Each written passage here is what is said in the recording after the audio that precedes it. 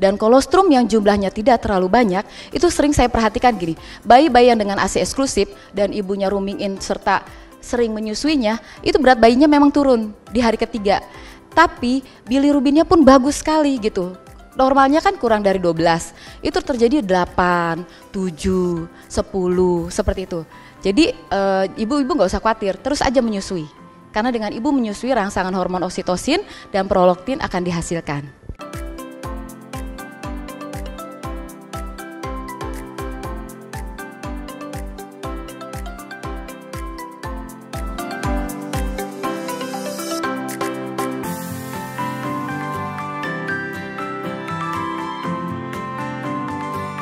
Kita sekarang kepada Suster Lisma. Silakan Ibu Lisma. Saya bidan di Rumah Sakit Bunda. Saya memang salah satu konsultasi. Sering sekali saya menemukan masalah-masalah ataupun problem-problem pada saat menyusui. Karena memang betul seperti yang Dr. Taufik ataupun Dr. Tiwi katakan, sangat bagus sekali jikalau ibu-ibu sudah mengetahui terlebih dahulu untuk bagaimana trik supaya ASI menyusui itu sukses. Posisi apa sih, bagaimana sih posisi yang terbaik, atau perekatan yang bagaimana sih supaya tidak terjadi lecet puting susu. Mungkin di sini saya mau menanyakan dulu, siapa yang anak pertama di sini, boleh ucungkan tangannya? Oke, banyak juga ya. Kalau yang untuk kehamilan kedua? Oke, ada beberapa yang kehamilan kedua. Saya mau pertanyakan, waktu hamil yang pertama, anak yang pertama pernah mengalami lecet puting susu tidak? Lecet puting susu, iya. Nah, itu sering sekali terjadi pada ibu-ibu yang menyusui lecet puting susu. Kalau sudah terjadi lecet puting susu, wih, perihnya minta ampun, nyerinya juga minta ampun. Iya Bu, stresnya juga minta ampun. Setiap kali mendengar bayi nangis, waduh, nyusu nih. Aduh, gimana nih? Seperti itu, ya. Kita akan lihat bagaimana triknya supaya tidak terjadi lecet puting susu. Seperti yang kita ketahui, ASI mungkin beberapa ibu-ibu dan bapak-bapak yang hadir pada saat ini sudah jauh lebih mengerti apa itu ASI. Seperti yang tadi Dr. Tiwi katakan juga, ASI yang pertama kali keluar yaitu kolostrum. Kolostrum jumlahnya tidak terlalu banyak. Seperti yang Dr. Tiwi tadi katakan, mungkin sedikit sekali, mungkin tidak terlihat. Betul Ibu, karena pengalaman yang sudah di lapangan, itu kolostrum jarang sekali yang namanya di hari pertama, hitungan hari pertama gini Bu. Bayi lahir hari ini itu kategorinya 0 hari, besok baru 1 hari, besoknya lagi baru 2 hari, lalu selanjutnya baru 3 hari. Biasanya di hari ketiga itu dilakukan cek bilirubin, mengetahui bayi kuning atau tidak. Oke. Seperti yang Dr. Tiwi katakan tadi juga, rooming in dan bonding itu paling tepat sekali. Gitu. Dengan ibu sesering mungkin melakukan bonding, maka bayi menghisap sesering mungkin pula ke payudara ibu, rangsangan produksi ASI ibu akan diproduksi langsung. Dan kolostrum yang jumlahnya tidak terlalu banyak, itu sering saya perhatikan gini, bayi-bayi yang dengan ASI eksklusif dan ibunya rooming in serta sering menyusuinya, itu berat bayinya memang turun di hari ketiga.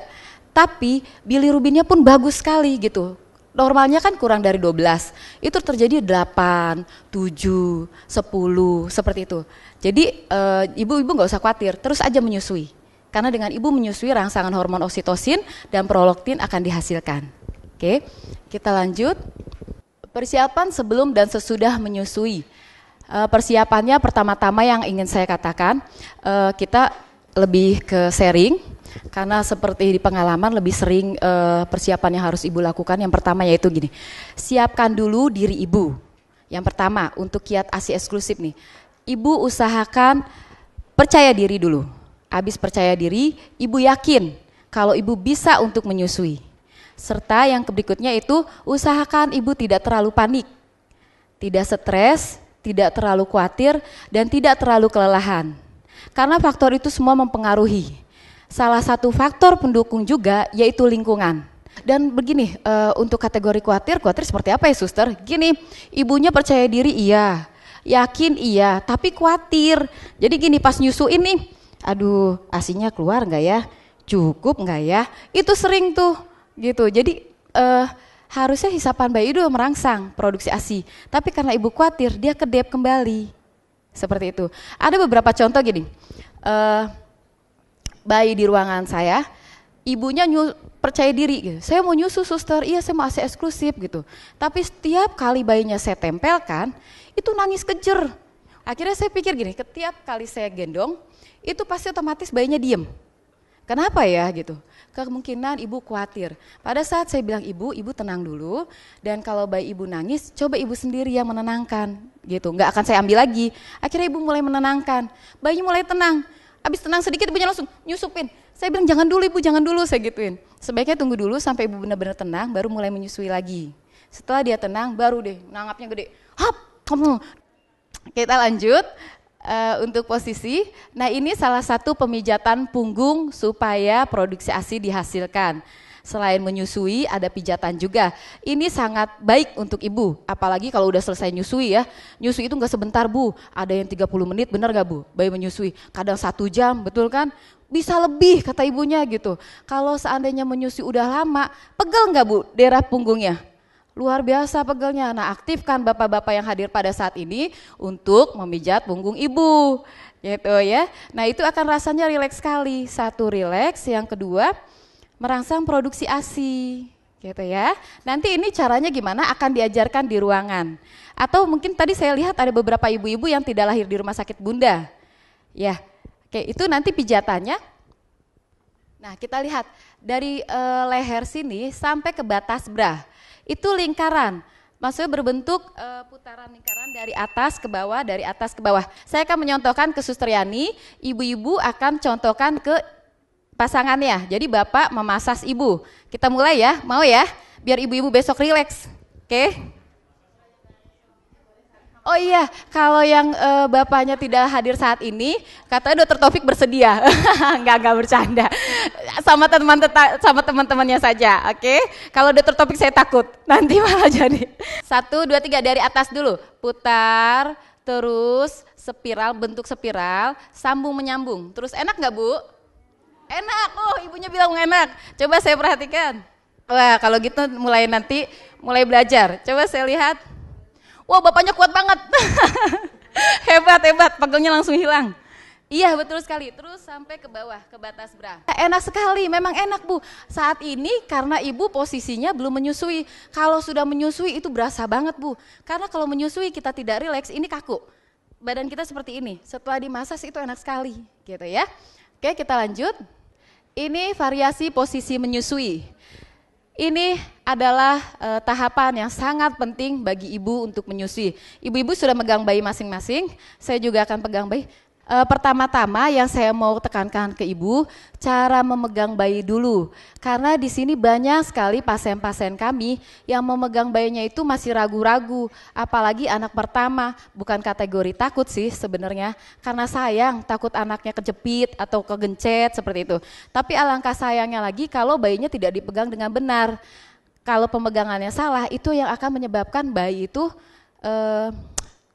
gimana ya, posisinya tidak nyaman. Gitu ya. Saya akan coba dulu.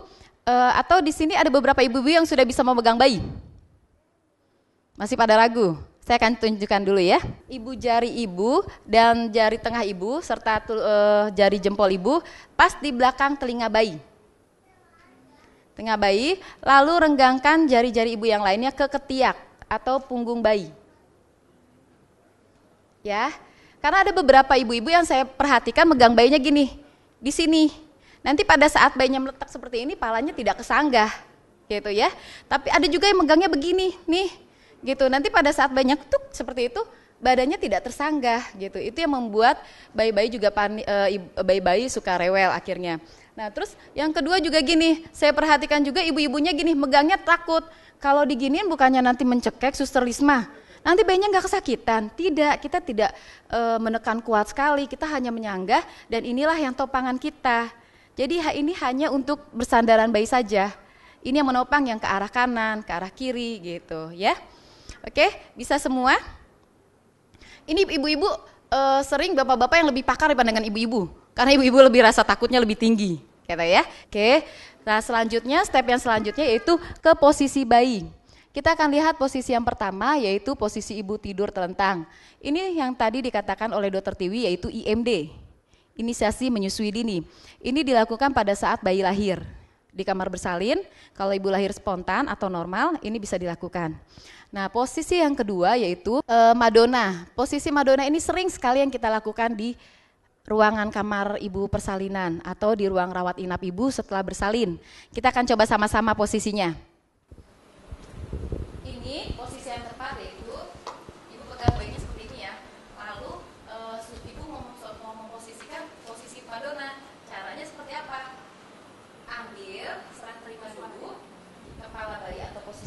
bayi, lalu letakkan ke tangan ibu, lengan ibu di sebelah sini. Ya, letakkan. Lalu jari-jari ibu, telapak tangan ibu merangkul sampai ke bokong bayi. Ya, kelihatan semuanya? Kelihatan ya? Sampai ke bokong bayi, dan usahakan posisi menyusui ini prinsip paling baik adalah telinga, tangan, kaki sejajar, segaris lurus menghadap perut ibu. Oke? Telinga, tangan, kaki sejajar, segaris lurus menghadap perut ibu. Karena gini, ada beberapa pasien yang saya perhatikan menyusui seperti ini. Ini badan bayinya agak miring sih, dikit, tapi kepala bayinya lebih miring ke sini. Coba kita sama-sama posisi miring sedikit, lalu kepalanya lebih miring. Coba kita sama-sama rasakan bagaimana kalau bayi menelan. Kita telan ludah kita sama-sama. 1, 2, 3. Nyaman tidak? Tidak nyaman, apalagi kalau bayi kita, gitu ya. Jadi perlakukanlah bayi kita dengan baik. Oke, jadi posisinya seperti ini. Yang kedua yaitu posisi tidur miring. Posisi tidur miring ini juga sangat penting supaya ibu-ibu nih kalau habis selesai nyusui kan capek ya. Gitu, kadang ngantuk, masih hawa-hawa ngantuk tuh masih kenceng banget gitu. Terus bayinya nangis, sedangkan kita mau ASI eksklusif, bagaimana caranya? Susui bayinya dengan posisi tidur. Caranya gimana suster? Miringkan bayinya dulu, sejajar, garis lurus, lalu ibu juga miring. Gitu ya, ibu miring, lalu standarkan puting susu ibu berada di bibir bayi paling atas. Gitu. Kalau sudah pas, baru masukkan. Gitu ya, dan terus bayi ibu usahakan pegangnya tidak seperti ini gitu, jadi tidak menyanggah. Yang menyanggah badan bayi adalah bantal atau tangan ibu juga bisa, tangan ibu yang ini. Bayi menghisap tidak dari puting tapi dari areola. Jadi kalau memang dari puting, itulah yang menyebabkan lecet puting susu gitu. Jadi kalau ibu merasa puting saya datar, tidak usah khawatir ya, tetap bisa proses menyusui. Yang selanjutnya saya dengar tadi ada ibu yang kembar, yang hamil kembar. Ini juga sering kita lakukan yaitu double football. Double football kita lihat di poin nomor H, yaitu yang H. Jadi hanya menempel seperti ini aja. Gitu. Prinsipnya pun sama, tetap telinga, tangan, kaki segaris lurus menghadap ke perut ibu. Dan ini dilakukan tidak hanya untuk bayi kembar, bayi satu pun bisa. Seperti yang tadi di gambar videonya Dr. Tiwi, lihat ya, yang ibu proses menyusui itu posisi football. Jadi terkadang gini, ada bentuk payudara yang mungkin agak jatuh. Posisi football itu sangat nyaman dilakukan. Gitu. Jadi ibu hanya menyangga seperti ini, ibu menyusui. Tangan satunya tinggal kitik-kitik. Karena bayi menyusui terkadang begini Bu, ngisep, diem. Ngisep lagi, diem. Gitu. Nah itu akan panjang waktunya. Kalau bisa ibu kitik-kitik. Kitik-kitik, ayo dek, bangun dek. Terus dia ngisep lagi. Goyang-goyang payudara ibu supaya dia ngisep lagi. Seperti itu ya. Oke, slide selanjutnya. Nah ini yang tadi saya katakan. Kita lihat sama-sama ya, bayi A, ibu posisi menyusui A dengan posisi B, baik yang mana? Yang A, betul sekali. Oke, slide selanjutnya. Ini perlekatan. Ini poin yang penting supaya tidak terjadinya lecet puting susu. Ini adalah pabrik. Yang hitam-hitam ini adalah gudangnya ASI. Jadi sebaiknya bayi itu menyusu dari gudangnya ASI, karena kalau kita lihat anatominya nih Bu, ini kan kayak grenjel-grenjel nih, kayak buah-buah anggur, ini pabriknya ASI nih. Kalau di hari kedua atau hari ketiga, ibu akan rasakan grenjel-grenjel pada payudara ibu. Betul kan ibu? Yang anak kedua, betul ya? Di sini grenjel-grenjel. Nah, di sini yang seperti kita lihat saluran-saluran, ini salurannya kecil. Jadi kalau seandainya bayi mengisap dari puting, betul sekali akan terjadi lecet puting susu dan ASI yang keluar tidak terlalu banyak. Karena hanya saluran yang kecilnya yang dihisap. Tapi kalau dari gudangnya, coba ibu sama-sama nanti pas di persalinan, ibu tekan, keluarkan dari gudangnya, pasti ASI yang keluar akan lebih banyak dibandingkan dari puting. Kita akan sama-sama nanti perhatikan ya. Gitu. Jadi gini, caranya seperti ini. Kalau ibu mau ngetes mengeluarkan ASI dengan cara memerah, taruh tangan ibu jari dan telunjuk ibu di luar hitam-hitam atau gudangnya ASI. Renggangkan ke belakang, lalu tekan ke depan, set, seperti ini. Maka ASI yang keluar akan banyak. Tapi kalau ibu coba dengan memencet putingnya saja, itu ASI yang keluar sedikit. Keluar sih, tapi sedikit dibandingkan dia di gudangnya. Gitu ya. Jadi kalau bisa bayi pun mengisap dari gudangnya. Oke, caranya gimana suster? Caranya seperti ini. Jadi pada saat ibu menyusui, taruh tangan ibu, 2 jari di bawah dan 1 jari, ibu jari di atas, di luar hitam-hitam. Lalu kerutkan, maka dia mengkerut, gudangnya mengkerut, ngumpul semua. Nah pada saat mengkerut seperti ini, tempelkan puting susu ibu ke bibir bayi. Kalau bayi itu haus, dia akan begini. Kan kita tempelkan ibu, dia akan gini, seperti itu, nyari, mangap gitu ya. Nah pada saat seperti itu, ini kan tadi posisi ibu seperti ini nih, posisi menyusuinya. Setelah kita kerutkan, kita tempelkan, bayi itu nyari nih, mangap lebar. Setelah itu dorong puting susu ibu ke mulut bayi, dekap bayinya, hap, gitu ya. Jadi usahakan posisi ibu tetap posisi seperti biasa, dorong, dekap, hap. Bukan ibunya yang begini, hap, gitu, itu capek gitu, karena memang beberapa ada yang seperti itu. Akhirnya apa? Nunduk aja begini terus. Aduh lama bener ya kelarnya, aduh nggak kelar-kelar nih, capek bener nih, gitu. Tapi kalau seandainya ibu dorong, lalu ibu dekap seperti ini, ibu rileks. Ibu mau sambil tiduran pun ngambil ngantuk dikit, lihat lagi, oh masih nyusu. Seperti itu bisa. Tapi kalau ibu sudah kaku, aduh lama banget, ini udah pegel nih, gitu. Ya, jadi seperti itu, didekap, tidak dijauhkan. Ibaratnya seperti ini. Kalau seandainya ibu jauhkan, bayi ngisep akan seperti ini, nget, set, terasa perih. Dan puting susu berada di langit-langit yang paling atas. Coba ibu raba langit-langit ibu paling atas, itu kasar paling depan. Paling dalam itu licin. Itu akan yang menyebabkan lecet puting susu. Tapi kalau ibu dekap seperti ini, bayi akan ngisepnya seperti ini. Nah terus kayaknya nyeri nih, buka dikit bayinya, buka tutup pakai tangan ibu. Buka dikit, wah bener puting doang nih posisinya. Dorong lagi, kerutkan lagi, dorong lagi, hap, tempelkan lagi. Gitu ya, seperti itu. Tapi kalau seandainya lama-lama enak, nggak terasa sakit ya, nggak terasa ya, itu berarti tepat.